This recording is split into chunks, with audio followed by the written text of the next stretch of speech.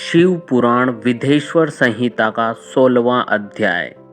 देव प्रतिमा का पूजन तथा शिवलिंग के वैज्ञानिक स्वरूप का विवेचन।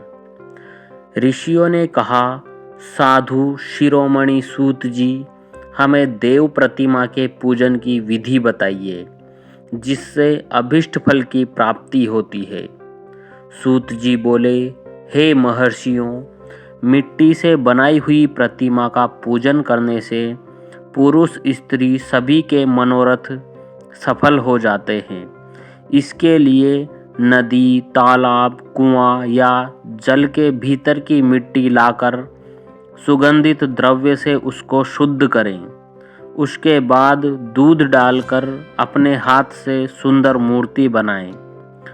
पद्मासन द्वारा प्रतिमा का आदर सहित पूजन करें। गणेश, सूर्य, विष्णु, शिव, पार्वती की मूर्ति और शिवलिंग का सदैव पूजन करें। संपूर्ण मनोरथों की सिद्धि के लिए 16 उपचारों द्वारा पूजन करें। किसी मनुष्य द्वारा स्थापित शिवलिंग पर एक शेर नैवेद्य से पूजन करें।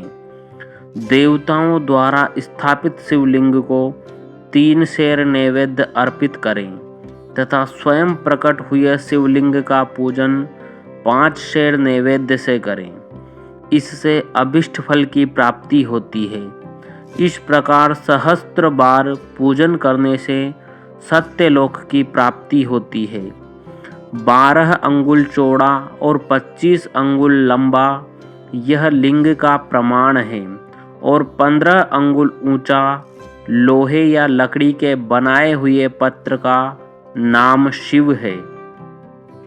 इसके अभिषेक से आत्मशुद्धि, गंध चढ़ाने से पुण्य, नैवेद्य चढ़ाने से आयु तथा धूप देने से धन की प्राप्ति होती है। दीप से ज्ञान और तांबुल से भोग मिलता है।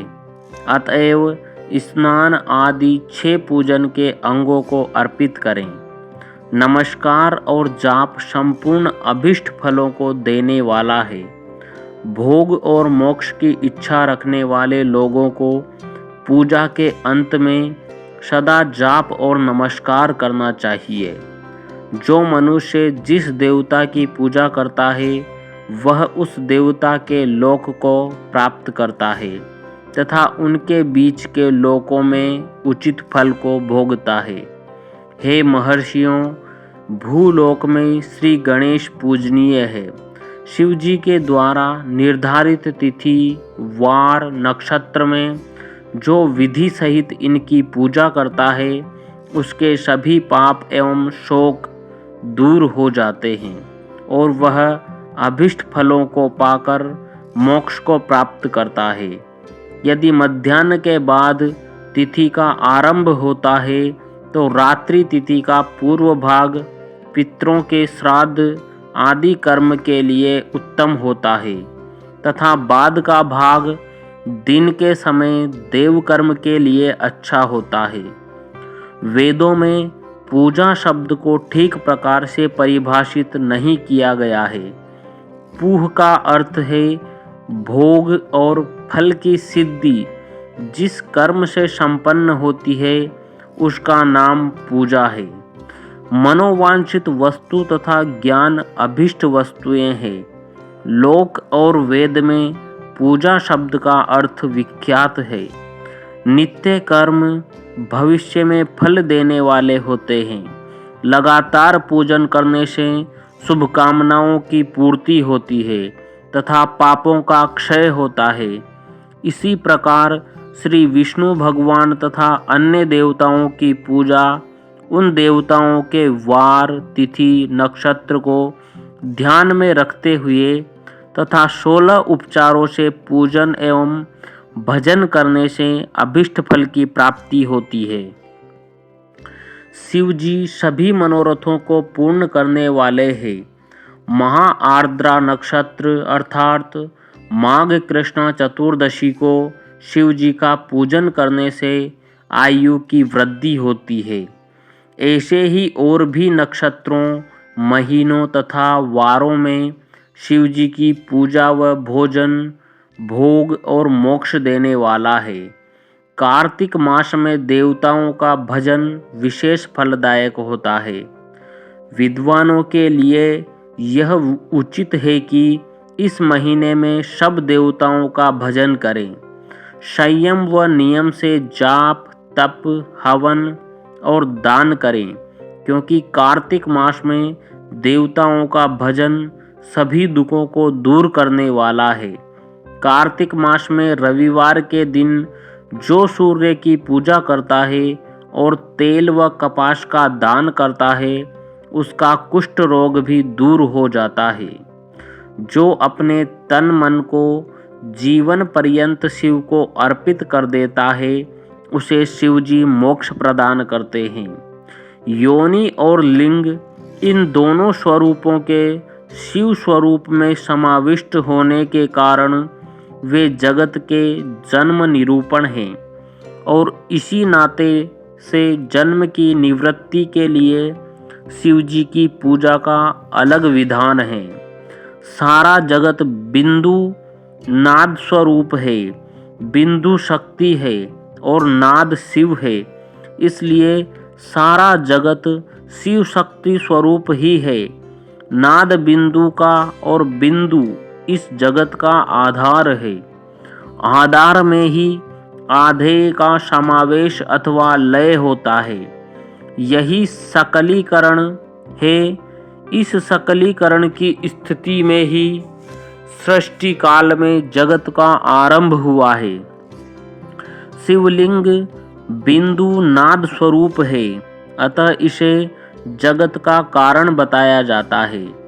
बिंदु देव है और नाद शिव, इनका संयुक्त रूप ही शिवलिंग कहलाता है। अतः जन्म के संकट से छुटकारा पाने के लिए शिवलिंग की पूजा करनी चाहिए। बिंदु रूपा देवी उमा माता है और नाद स्वरूप भगवान शिव पिता है। इन माता पिता के पूजित होने से परमानंद की प्राप्ति होती है। देवी उमा जगत की माता है और शिव जगत के पिता। जो इनकी सेवा करता है, उस पुत्र पर इनकी कृपा नित्य बढ़ती रहती है। वह पूजक पर कृपा कर उसे अपना आंतरिक ऐश्वर्य प्रदान करते हैं। अतः शिवलिंग को माता पिता का स्वरूप मानकर पूजा करने से आंतरिक आनंद की प्राप्ति होती है। भर्ग शिव पुरुष रूप है और भर्गा शक्ति प्रकृति कहलाती है। पुरुष आदि गर्भ है, क्योंकि वह प्रकृति का जनक है। प्रकृति में पुरुष का संयोग होने से होने वाला जन्म उसका प्रथम जन्म कहलाता है। जीव पुरुष से बारंबार जन्म और मृत्यु को प्राप्त होता है। माया द्वारा प्रकट किया जाना ही उसका जन्म कहलाता है। जीव का शरीर जन्म काल से ही 6 विकारों से युक्त होता है, इसलिए इसे जीव की संज्ञा दी गई है। जन्म लेकर जो प्राणी विभिन्न पाशों अर्थात बंधनों में पड़ता है, वह जीव है।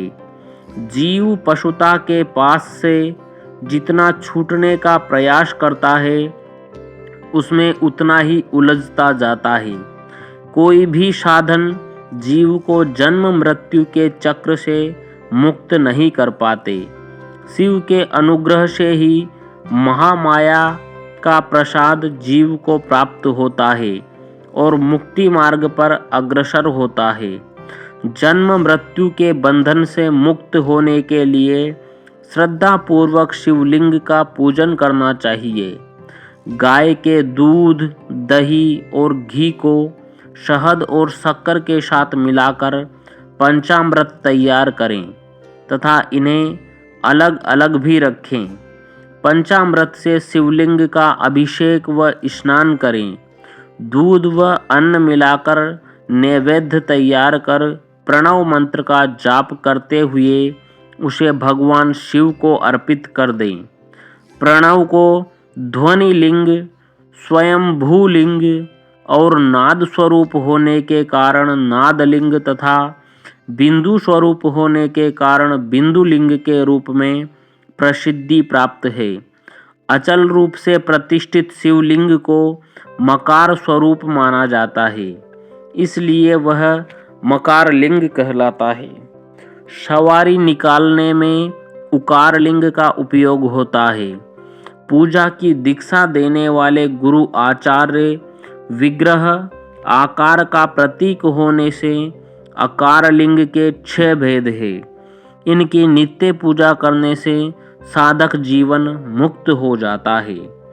16वां अध्याय यहीं समाप्त होता है। अगर आप हमारे चैनल पर पहली बार वीडियो देख रहे हैं तो चैनल को सब्सक्राइब करना ना भूलें। धन्यवाद। ओम नमः शिवाय।